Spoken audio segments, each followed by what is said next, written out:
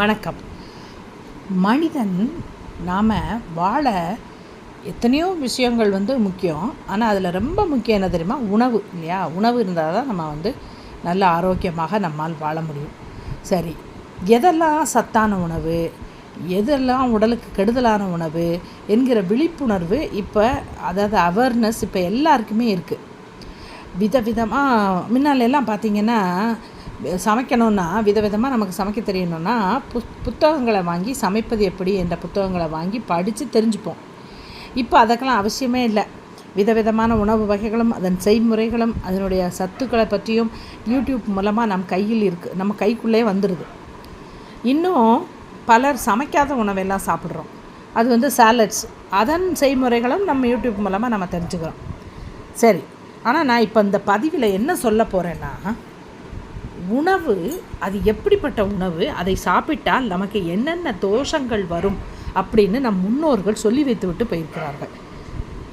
அப்போது நம்ம நினைக்கலாம், அது நிறைய பேருக்கு தெரிஞ்சிருக்கலாம், தெரியாதவங்களுக்காக இந்த பதிவுன்னு வச்சுக்கோங்களேன்.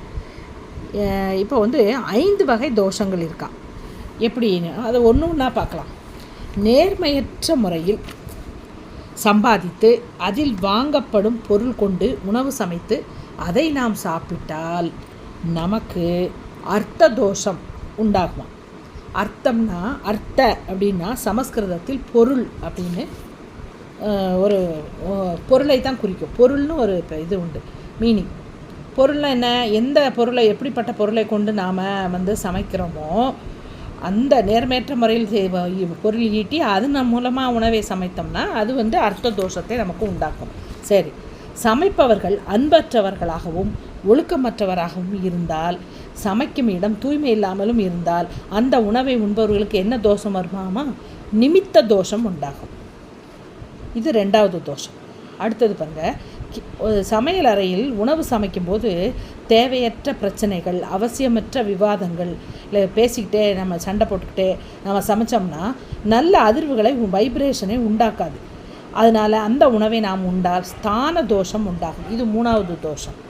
சரி, இந்த மாதிரி உணவை சாப்பிட்டு தோஷங்கள் வருதில்ல, அது நம் குணநலத்தையும் நம் உண்கிற உணவிற்கப்ப நம்மளுடைய உடல் ரீதியாகவும் நம்மளை பாதிக்குமா.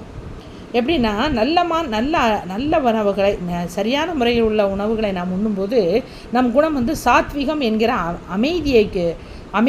அமைதியாக இருக்குமா. அதே மாதிரி வேண்டாத உணவுகள் ராஜசம் என்கிற கோபத்தையும் தாமசம் என்கிற சோம்பலையும் நமக்கு கொண்டு சேர்க்குமா. இது குணதோஷம். இது 4வது தோஷம். இந்த தோஷத்துக்கு பேர் குணதோஷம் எனப்படுகிறது. அப்புறம் இன்னொன்று பாருங்கள், கடைசியாக அளவுக்கு அதிகமாக சமைப்பதும் பழைய உணவை உண்பதும் பொரிப்பதும் வறுப்பதும் இதெல்லாம் உணவின் தன்மையை மாற்றிவிடும் இல்லையா. அந்த வகை உணவுகளை நாம் நாம் சாப்பிடும்போது அதுக்கு பேர் சமஸ்கார தோஷம் உண்டாகும் என்று சொல்லப்படுகிறது. இந்த மாதிரி 5 வகை தோஷம். சரி, நமக்கு தனித்தனியாக இந்த தோஷங்கள் நம்ம சொல்கிறத விட இதுக்கு எல்லாத்துக்கும் ஒரே ஒரு எடுத்துக்காட்டுக்கு ஒரு சின்ன கதை. மகாபாரதத்தில் ஒரு நிகழ்வு. பீஷ்மர் அம்பு படுக்கையில் இருக்கார். அப்போ அவரை பார்க்குறதுக்கு எல்லோரும் வராங்க. திரௌபதி வரா. திரௌபதி நினைக்கிறா, நம்ம துகில் உரியும் பொழுது அரச சபையில் துகில் உரியும் போது இந்த பீஷ்மர் பார்த்துட்டே தானே இருந்தார், நம்மளை அவர் காப்பாற்றணும்னு நினைக்கலையே அப்படின்னு அவன் நினைக்கிறா. அது பீஷ்மருக்கு புரிஞ்சிருது. உடனே சொல்கிறாரு, அம்மா, நான் உனக்கு ஒரு அநியாயம் நடக்கும்போது நான் உன்னை காப்பாற்ற நினைக்கல. ஏன் தெரியுமா?